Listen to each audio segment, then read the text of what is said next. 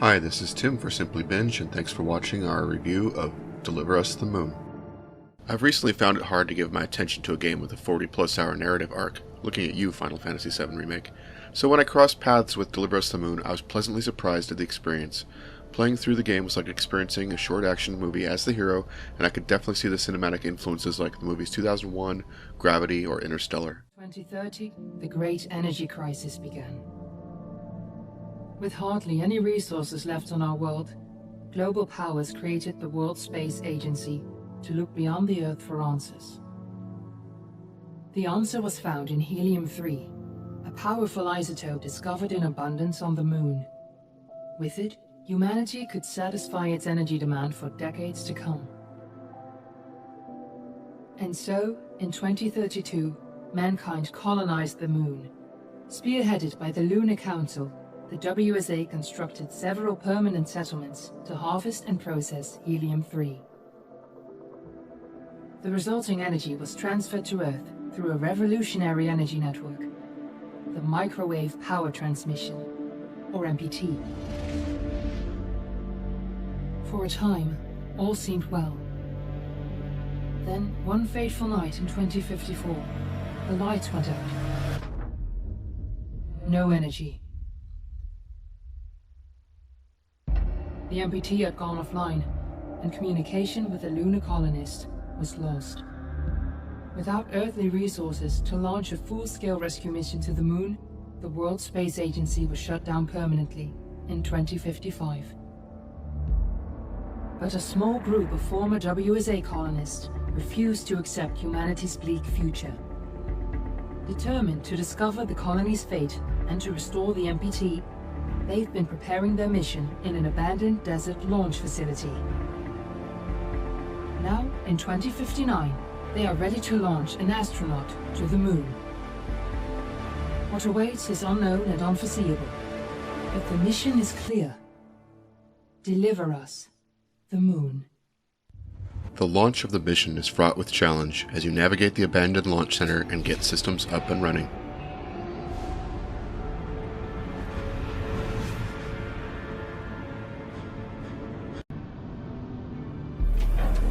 Rocket boosters, ignition start. Engines ready in 5, 4, 3, 2, start 1. We have liftoff.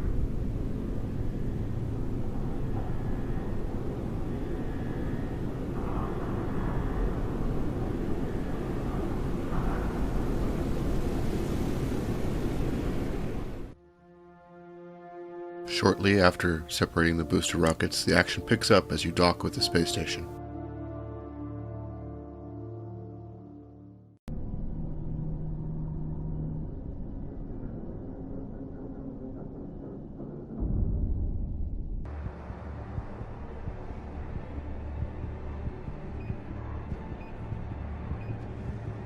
Most of the station is powered down and you must find your way in zero gravity to get it back online. In one of my favorite sequences of the game, you have to frantically make your way back to the station after being thrown off by an explosion. As if dodging space debris wasn't enough, you also have to grab oxygen canisters along the way.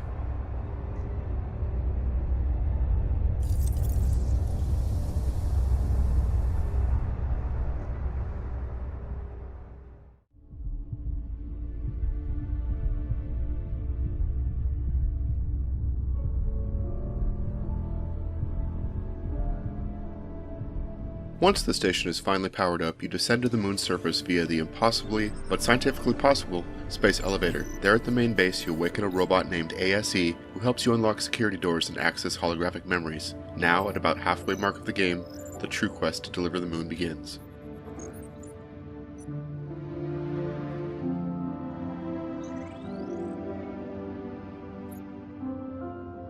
When I first started the game, I was worried that it was going to be just a walking simulator. I shouldn't have worried because there are plenty of environmental puzzles to interact with, and even multiple ways of moving throughout the world. Most of the game is presented third person looking over the shoulder of the astronaut, but the zero-G gameplay is all from the first person perspective, as well as when you are controlling ASE through the ducts or other obstacles. You will fly by rocket, descend by space elevator, travel by monorail, and drive a moon rover. The moon rover is fun to drive over barren craters between stations, and I can't but help to compare it to the Mako in Mass Effect. Several times in the game there are obstacles or situations with short time limits, and you are forced to run and jump like a Moon Mario. Thankfully these sections are short and well done, because there's nothing more frustrating than a poor 3D platforming in a game. Believe it or not, there's even a minecart racing section in the game. Detected. Switch tracks to avert fatal collision. Terminal velocity critical. Activate brakes to slow down.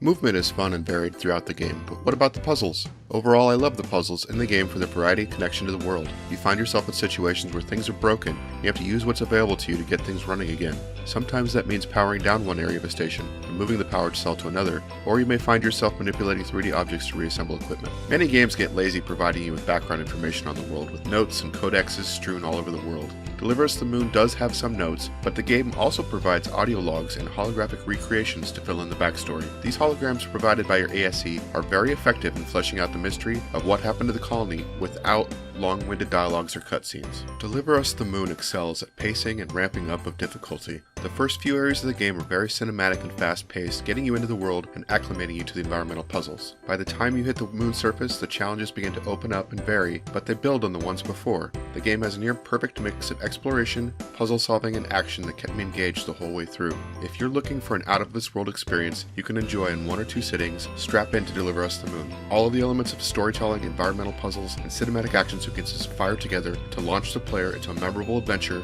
to save the world.